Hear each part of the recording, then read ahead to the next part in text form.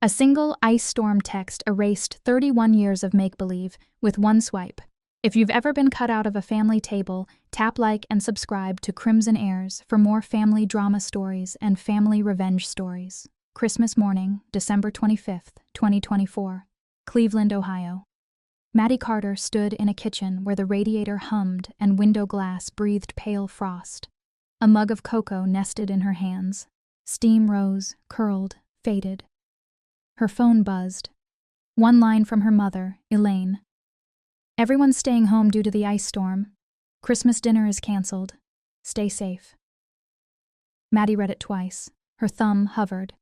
The spoon kissed the rim. A small ring of chocolate rippled, then settled. She set the mug down, unlocked the phone again, and drifted to Instagram. A new post lit the screen. Maya, her cousin. "Perfect family Christmas at Sienna's. So blessed." A string of hearts. A fir tree emoji. She pinched to zoom. Through the dining room windows, the sky sat clean and blue. Sunlight flashed along a line of iceless shingles. The driveway held tire tracks without slush or sheen. No gloss of danger. No storm. At the head of Sienna's long table, Robert carved a turkey with a polished knife. Elaine arranged a tower of cookies, the same stars she bakes every year. A little nephew tugged at a ribbon. Someone in a sweater with tiny reindeer lifted a glass. Faces tipped toward the lens, bright and easy. The caption scrolled on. Family traditions. Christmas dinner. Tag after tag after tag. Sienna, in a cranberry sweater, leaned in from the left edge like a host at a magazine shoot. Another swipe. More photos. A shot of the living room. Garland coiled along the mantel. Stockings neatly spaced. A fire behaving perfectly. Maddie's name was not on any stocking. It never is with custom stockings. The camera angle told it without words. Her index finger paused above the heart icon. It fell to her side instead. She looked at the kitchen clock, listened to the radiator. The apartment held the quiet the message promised. Outside, a snowless street clicked with distant tires. The phone buzzed again. New notifications stacked and faded. A laughter loop played in a muted story.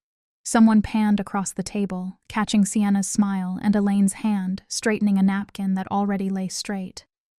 Maddie lifted the mug. The cocoa had cooled. She took a sip. She closed the app. If this was their prettiest excuse, what did the rest look like?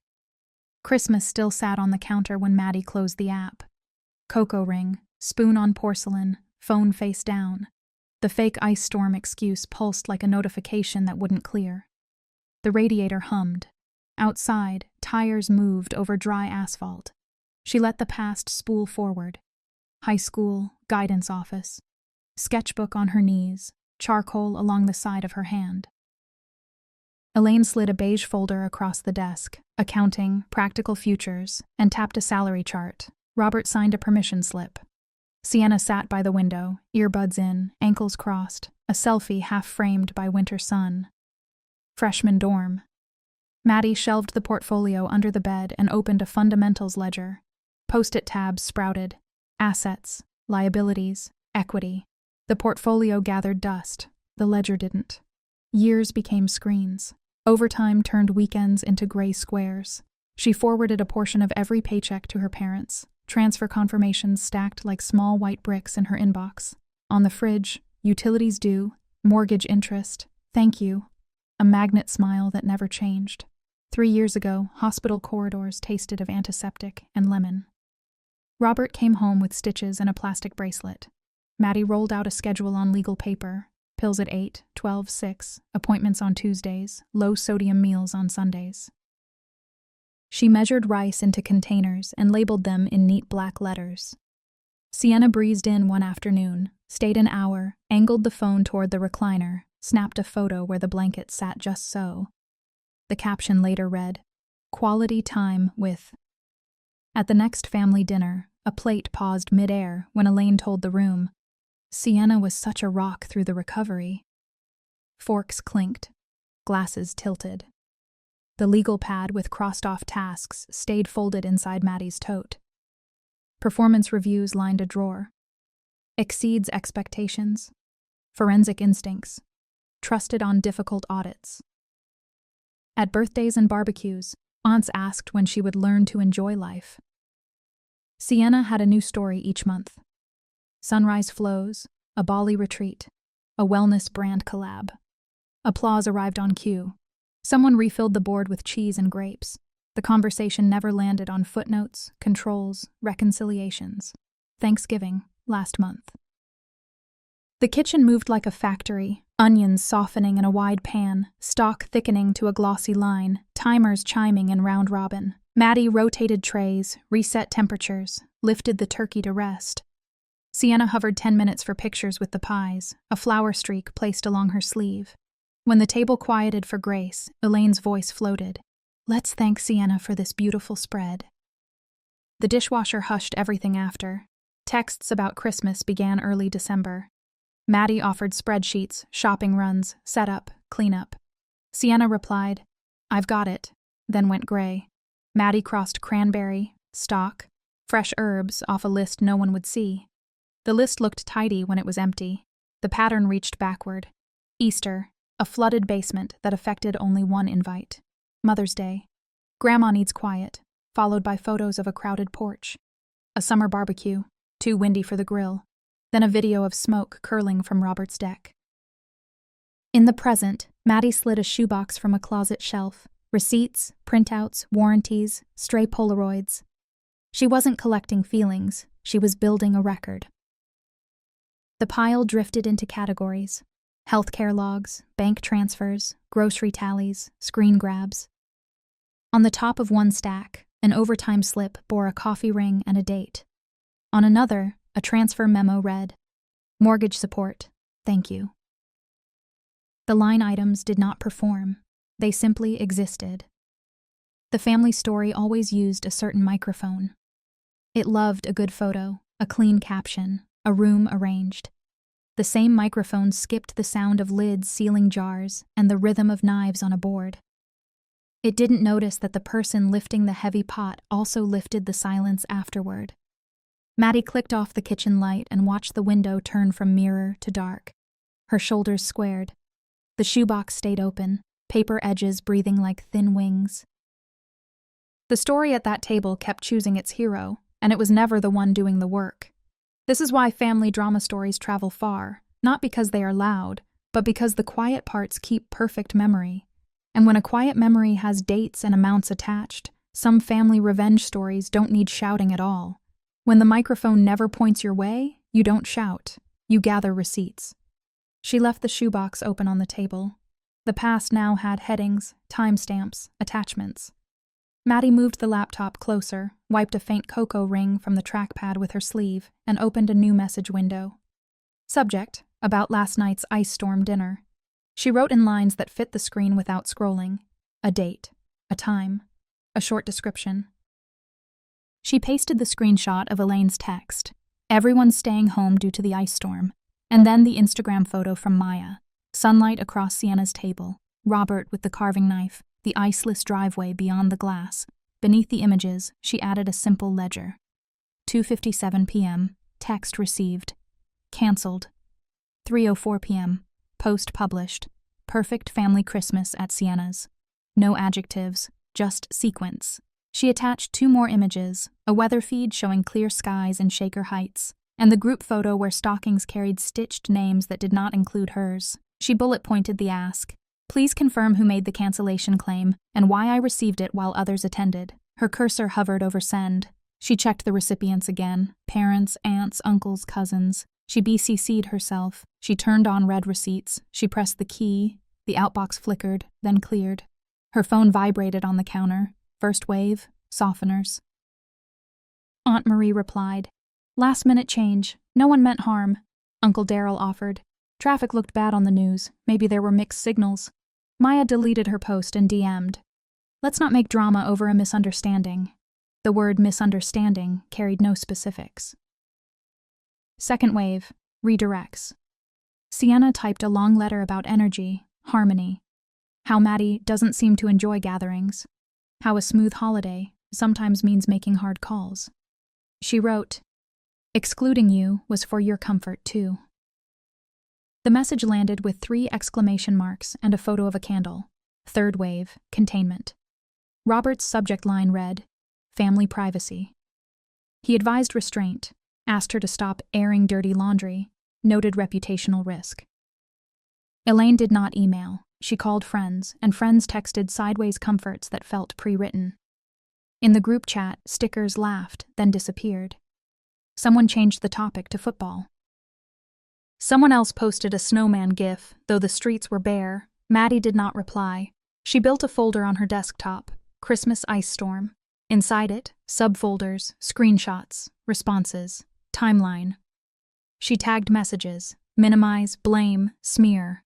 She printed Sienna's letter, underlined 3 phrases with a thin pencil, and slid the page into a clear sleeve.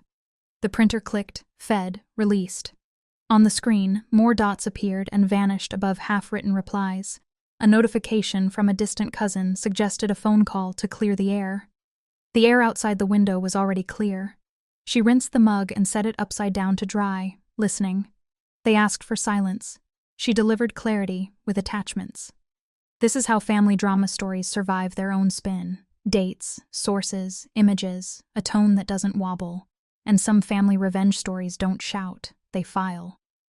Maddie closed the laptop, left the shoebox lid ajar, and set her phone face up. The replies tried to mute her. The next phone call would try to rewrite her. It wouldn't. The phone rang before the printer cooled.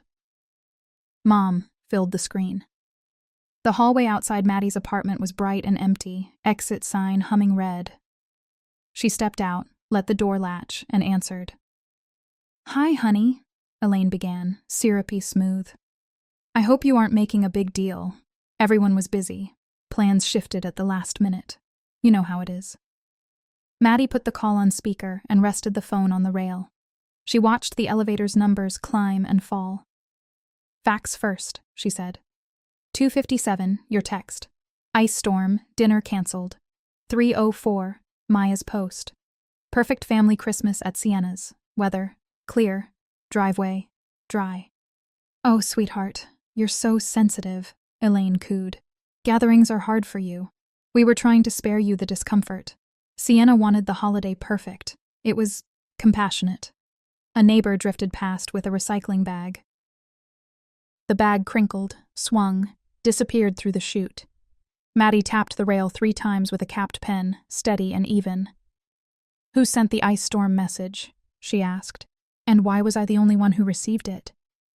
"That's not the point," Elaine said quickly. "Look, image matters. We can't have scenes. It's better if you and Sienna keep some distance until—" "Who sent it?" Maddie repeated, unraised. "Names, timing." Silence moved in. Then, "Sienna handled the invites. Your father and I trusted her judgment. Honestly, if you smiled more, if you tried." Maddie's thumb slid to the voice memo icon. The red bar advanced in tiny steps. She did not interrupt the recording. She let time do its work. "People were happy last night," Elaine continued.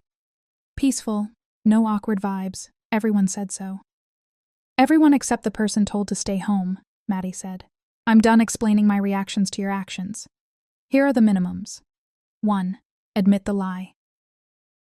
2. Apologize in the family thread. 3. Share future plans with transparent times, lists, and who decides. No more secret edits." "That tone," Elaine snapped, sweetness gone. "You've always made things difficult. You bury yourself in spreadsheets and expect applause. Families aren't audits." "Good," Maddie said. "Then let's keep this simple, not technical. The next time you need help, you'll get the honesty you've been practicing." "Call me when you're ready to be reasonable," Elaine said. The line clicked. The screen dimmed to her reflection. Coat collar, pen lifted from the rail, breath threading in the cold corridor. Maddie opened contacts, removed the custom ringtone, set notifications to silent. She created a calendar event. Consult attorney.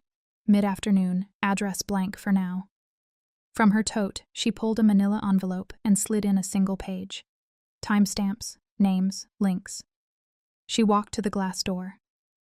Outside, winter light lay thin on an untroubled street. The exit sign hummed, steady as a metronome. She stopped explaining herself and started timing them. Her pen clicked once. A private countdown began. Some family drama stories end at the phone. Others become family revenge stories when the record is over. Silence from her mother filled the hallway. Another voice, one document, was already on its way. The hallway kept its hush long after a long call ended. Maddie slid the envelope deeper into her purse, locked the door, and stepped into the interior. A new message arrived before the crosswalk changed. Rachel Hale. Can we meet? I have documents. They chose a quiet cafe off the park. Rachel arrived with a manila envelope that bulged at the seam and set it down carefully. I've carried this too long, Rachel said. Your grandfather's affairs, your parents' decisions. You should see what was meant for you. Maddie pulled the envelope closer.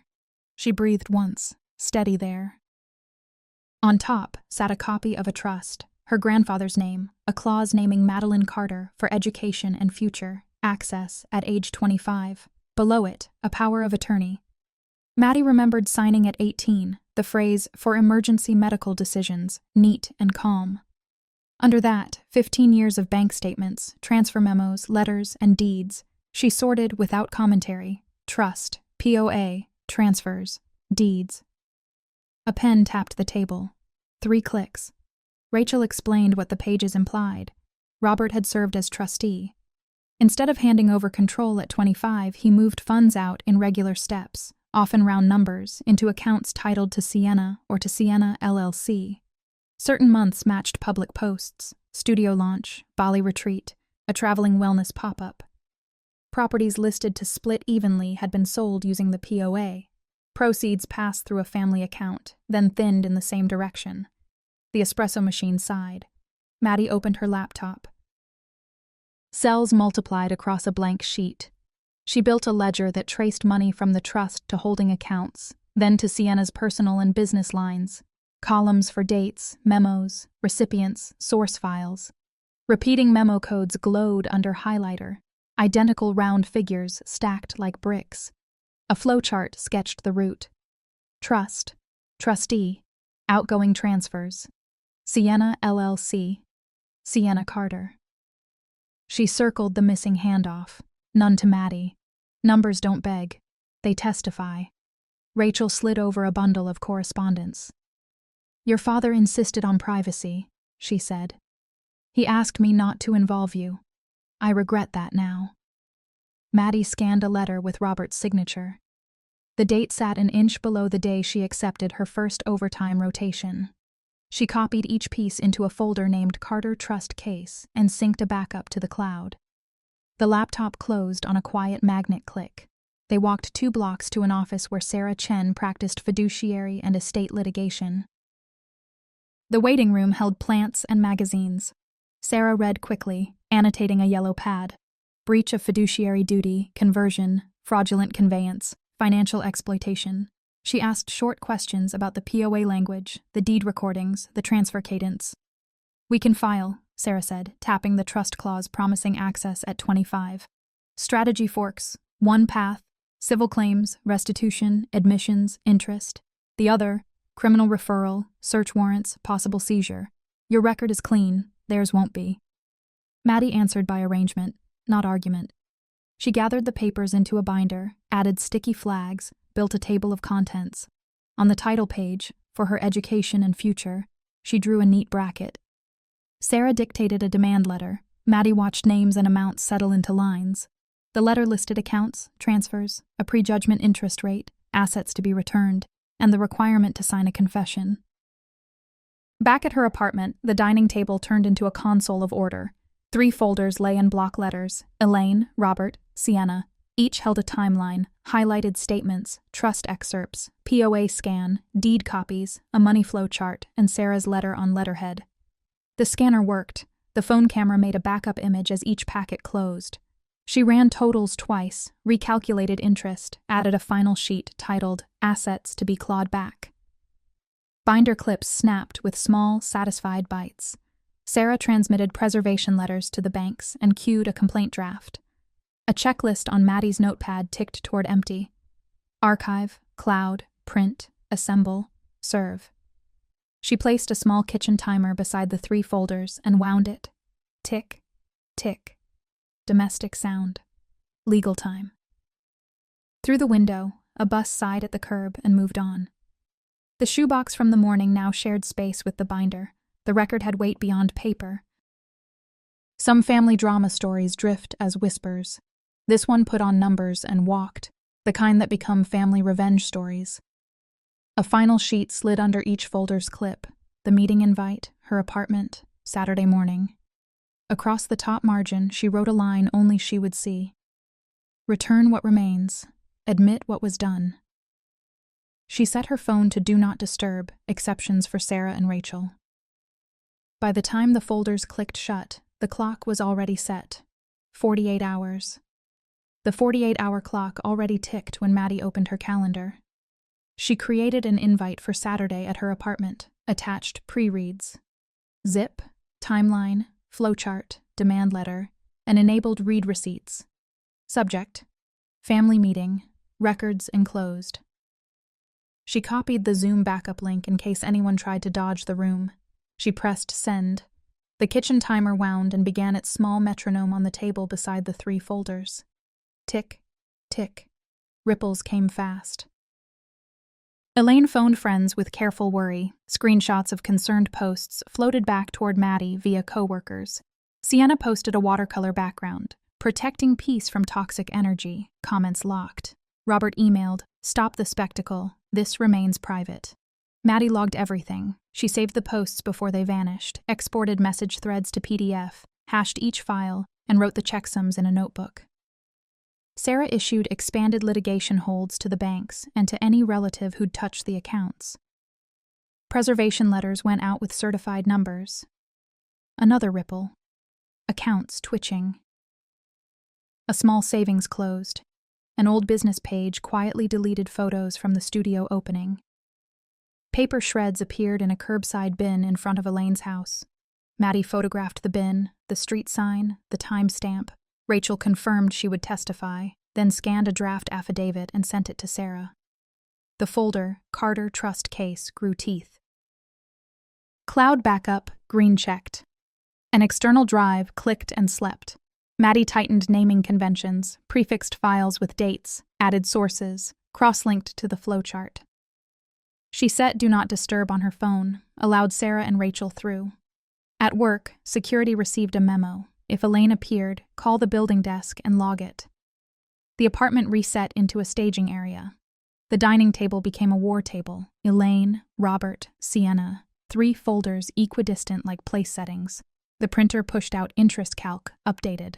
A highlighter dragged over the words restitution and confession. A plain envelope labeled Police DA waited in the tote by the door, already addressed, postage affixed. She rehearsed logistics, not speeches. Open the door. Offer water. Ask them to sit. Hand each folder. 1 minute to read the letterhead. 5 for scanning the charts. Then the offer. Transfer what remains. Sign the confession. Acknowledge the misuse of trust and POA. She set a second timer to mark that window. The timers blinked like small lighthouses. A lobby guard texted a photo of a visitor log scribble. Elaine had stopped by Maddie's workplace and left after being asked to schedule an appointment. Maddie filed the image into safety. She checked the peephole, then the stairwell camera feed. Empty. Many family drama stories end with raised voices. The durable ones, the family revenge stories, continue with procedure, dates, and proof. Control isn't volume, it's a timeline with signatures. She straightened the chairs, placed pens parallel to the folder edges, and took one evidence photo of the room setup with a time-stamped overlay. The radiator hummed. Air bled cold under the door. She silenced the TV, muted alerts, and let the apartment listen at once. Outside, a car door shut, crisp and distant. The bell rang. They arrived expecting a confession from her. They would leave with drafts of their own. The bell rang. Maddie opened the door and stood aside. The apartment held the quiet she had set, the war table centered, pens aligned to folder edges. Elaine entered first, perfume thin and floral. Robert followed, jaw squared. Sienna trailed, phone in her palm. Maddie gestured to the chairs. "Water's on the counter," she said. "Please sit." They sat. The kitchen timer ticked evenly.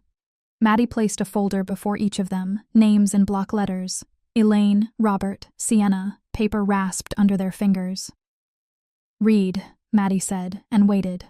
Robert landed on the trust clause, access at 25, then lifted his eyes and set them down again. Elaine flipped to the power of attorney, the signature, the date she had insisted looked routine.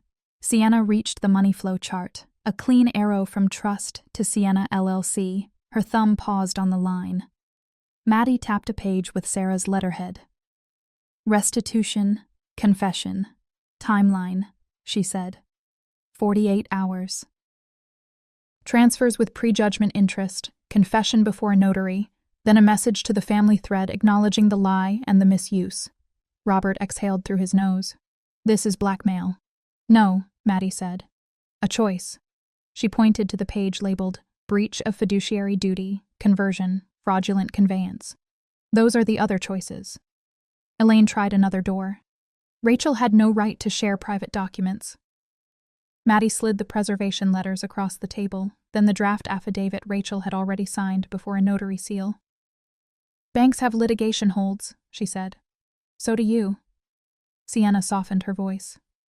"I thought it was their savings," she said. "I never knew the money was yours." Maddie turned to a sheet of memo lines. "Direct transfers to you and to your LLC, dates matching posts about the studio and the Bali retreat," she said. "Round numbers, repeated codes. You knew what you were receiving." She brought the timer to the center of the table and set the wheel to 48. "This clock runs whether you argue or not." Robert closed his folder and held it like a shield. "We will respond," he said, "in private." "Do it in writing," Maddie said. "The instructions are on the back." Chairs scuffed. Elaine stood, adjusted a sleeve that didn't need adjusting, and reached for her purse. "Call us when you're ready to be reasonable." The door clicked behind them. The apartment listened again, quietly. Maddie photographed the table, wrote minutes with times and short sentences, and sent a summary to Sarah. The timer ticked. Hours climbed and fell. No transfers landed. No confession appeared. What did arrive were attempts to close small accounts and a spray of posts about family unity. When the 48 hours expired, Sarah filed. Civil complaint with exhibits. Criminal referral bundled and sent. A judge read quickly and signed search warrants before lunch. Execution looked like images. At Robert's office, security badges blinked red as 2 detectives walked him out. Cuffs flashed for 1 second. Human Resources accepted a subpoena and began boxing files. At Sienna's studio, red tape crisscrossed the glass. Asset seized. The POS screen froze on a pale grid. A class waited in socks and confusion while an officer cataloged inventory.